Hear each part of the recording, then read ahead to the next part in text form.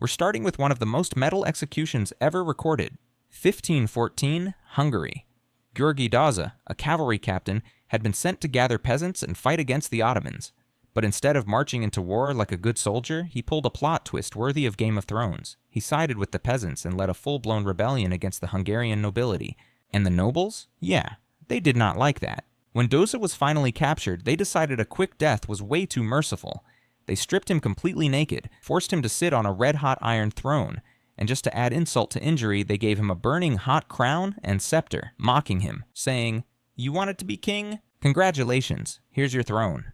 But they weren't done. They dragged out his younger brother, hacked him to death right in front of him. Then they took red-hot pliers and tore chunks of Dózsa's flesh off, feeding it to the very peasants who once followed him.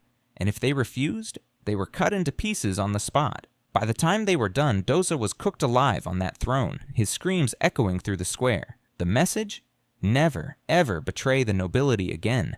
Peter Niers, 1581. This guy was basically the boogeyman of Germany. Peter Niers was a bandit, serial killer, and straight-up monster who confessed, after being captured, to 544 murders. Yeah, you heard that right. 544. And this man wasn't just a killer. He was a sadist, a cannibal, and allegedly performed black magic rituals using his victims. The people of Germany were so terrified of him that when they finally caught him, they put him through one of the most sadistic executions imaginable. It lasted 3 whole days. Day 1, his flesh was torn off with red-hot pincers, then boiling oil was poured into the open wounds.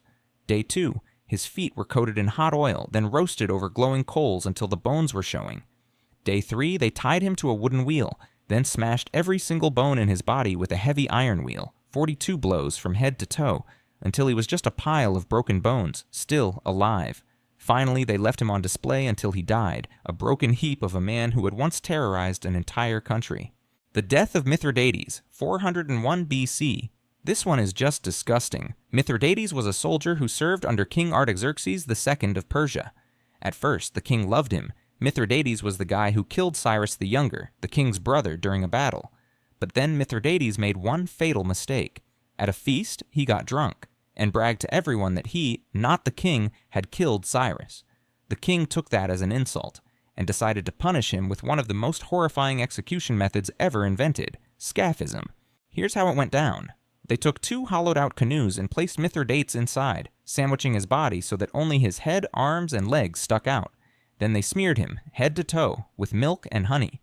At first, it just sounds humiliating, right? But then the bugs came. Flies, ants, and every insect within miles started swarming him, biting, stinging, laying eggs in his flesh.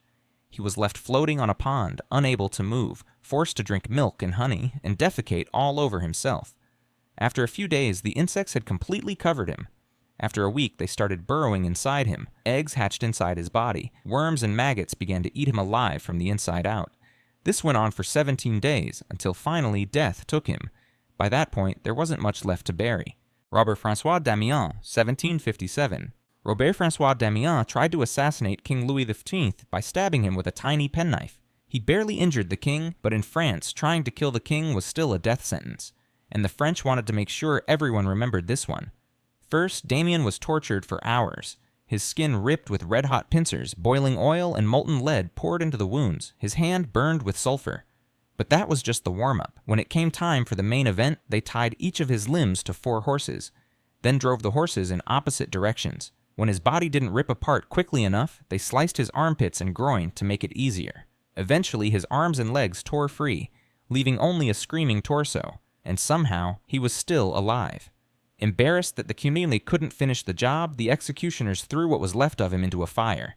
He burned to death in front of the cheering crowd. And if you think executions like György Dózsa or Mithridates are ancient nightmares, wait till you hear about Balthasar Gerard execution. Balthasar Gerard, 1584. This man assassinated Prince William of Orange and instantly became one of the most hated men in Dutch history. When they captured him, they didn't just execute him, they tortured him for 3 days straight. Day 1, he was whipped until his skin split open, then smeared with honey so goats could lick the wounds.